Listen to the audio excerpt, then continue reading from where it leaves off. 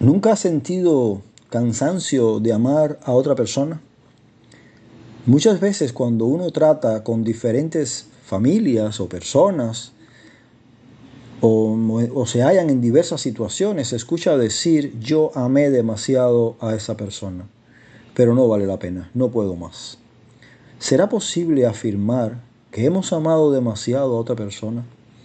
¿Existe alguna medida que una vez superada nos permite afirmar que nosotros ya hemos superado el nivel de amor requerido? ¿Quién establece ese nivel? Hay un pasaje que nos gusta mucho, que está en el Evangelio de Juan, capítulo 13, que el Señor hasta el capítulo 13 ha estado mostrando su amor a la gente. Él vino a morir por todos, y esto habla del amor de Dios que se expande a toda la humanidad. Pero el pueblo lo rechazó, y especialmente la religión lo rechazó. Y entonces Jesús se vuelve a sus discípulos, a aquellos suyos, a aquellos que habían creído. Y les va a dejar un legado para toda la vida, un legado importantísimo para ellos. Y sin muchas palabras, más que palabras, una acción, Él les deja claro qué es el amor sacrificado, el amor humilde, el amor que tiene un nivel alto y que para nosotros de verdad nos queda grande. Se necesita de Dios de verdad para poder expresar o vivir este amor sacrificado. En el versículo 1 del capítulo 13 dice, antes de la fiesta de la Pascua, sabiendo Jesús que su hora había llegado para que pasara de este mundo al Padre, como había amado a los suyos que estaban en el mundo, los amó hasta el fin. Para Jesús el significado de la Pascua no era igual que para los judíos. Claro, él sabía el significado, él lo instituyó. La liberación del pueblo de Israel de Egipto, de la esclavitud de Egipto, muchos años antes. Pero para el Señor Jesús, él sabía celebrar la Pascua en su mente, me imagino, aunque la Biblia no lo diga, pero estaba el hecho de que Él era la Pascua. Jesucristo mismo era la ofrenda que iba a ser sacrificada para el perdón de los pecados de la humanidad. Celebrar la Pascua para Jesús era lo mismo que estar pensando, ya voy camino a la muerte. Y aún así, antes de llegar a la cruz, Él se aparta con sus discípulos y dice aquí el verso 1, al final leímos que Él los amó hasta el fin. Hasta el fin significa a perfección, con amor perfecto, con amor extremo. Y este amor, tú y yo, no lo manifestamos, no lo tenemos naturalmente. Lo tenemos cuando hemos creído en Cristo, que por el Espíritu Santo se nos ha dado. Nos falta solamente empezar a vivirlo. Entonces el Señor Jesús quería dejar muy en claro que el amor no es un asunto de sentimentalismos y de emociones, sino de un compromiso, de un acto de la voluntad que lleva en sí sacrificio. Un compromiso que está más allá del comportamiento de la otra persona o de las circunstancias en que nos encontremos. Es un pacto que depende enteramente de nosotros mismos y que nos debe llevar a un amor que no cesa nunca a pesar de la otra persona. Jesús, él había dicho en Marcos 10:45, porque el Hijo del Hombre no vino para ser servido, sino para servir y para dar su vida en rescate por muchos. Jesús, cuando vino a este mundo, él estaba muy claro de cuál era su misión, cuál era su ministerio. Él no vino a que la gente le sirviera, él vino a servir. Y aquí está uno de los problemas que tiene el ser humano, porque el Dios de este mundo toma cuerpo humano, se humana, viene a este mundo y es escupido, maltratado, oprimido, y él solamente lo que hizo fue servir, ayudar a la gente, enseñar a la gente, alimentar a la gente, y al final lo crucifican. Y entonces nosotros, que somos pecadores, caídos, faltos de amor, y después de haber hecho tanto mal, nos creemos tan orgullosos que nos vemos superiores a los demás, que también son pecadores igual que nosotros. Ahora está el Señor Jesús, y yo voy a parafrasear un poquito porque es muy corto el tiempo. Y ahora está el Señor Jesús rodeado de sus discípulos, donde también está Judas Iscariote. Pueden leer el capítulo 3 en casa. Y está Judas Iscariote. Y ahí hay una palangana, y ahí hay agua, y hay una toalla. Y llegan los discípulos, y nadie es capaz de levantarse de la mesa para lavar los pies de los discípulos que estaban allí.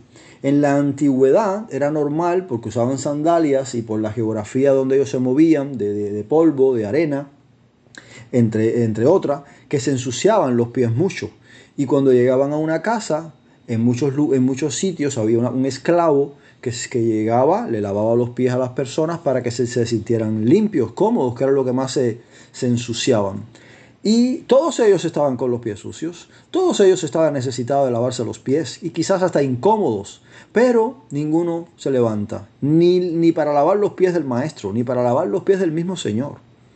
Y entonces es el Señor Jesucristo el que se levanta, toma la toalla, toma la palangana y el agua, se pone un delantal y se arrodilla.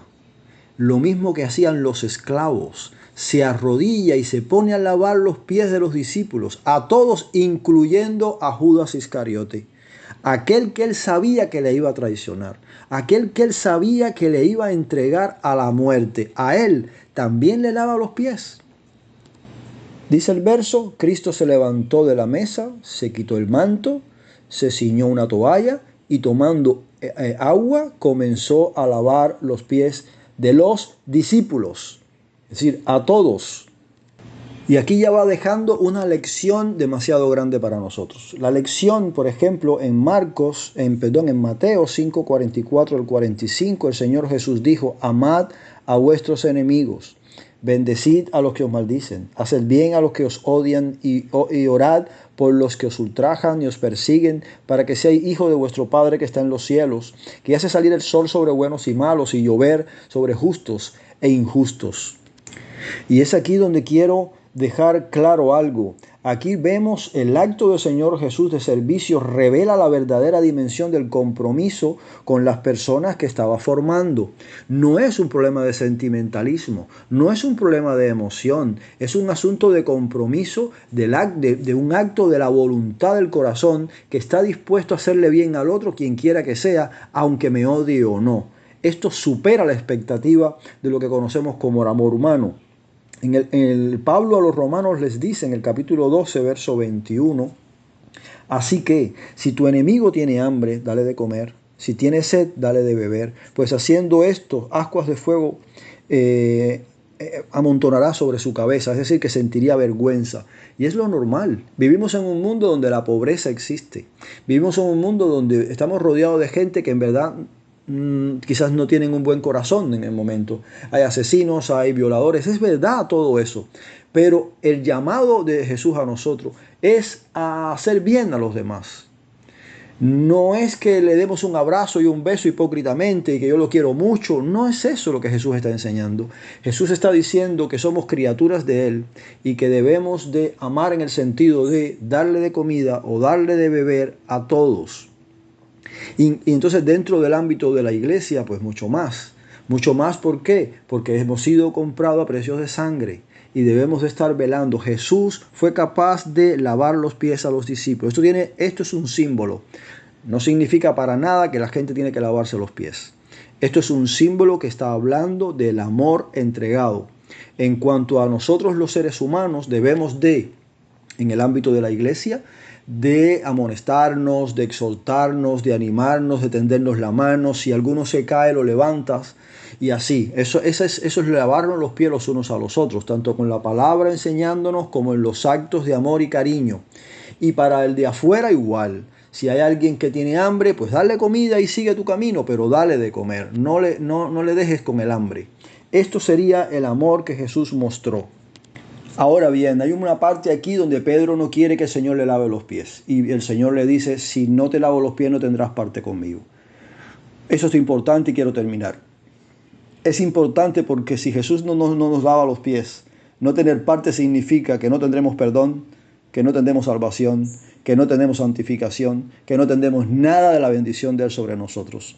Y por eso Pedro después le dice, lávame los pies y la cabeza también. Pero el asunto está en que la persona que cree en Cristo ya ha sido lavado, porque ya por la sangre de Cristo hemos sido salvados de una vez y para siempre. Se nos ha dado Espíritu Santo y esto garantiza nuestra justificación eterna. Pero nos ensuciamos en el andar. ¿Por qué? Porque vemos cosas que no son buenas, oímos cosas que no son buenas y hacemos cosas que no son buenas. Y por eso Dios está santificando nuestra vida.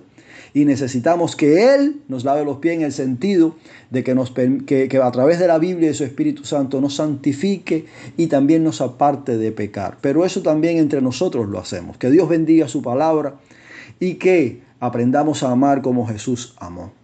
Dios les bendiga. Amén.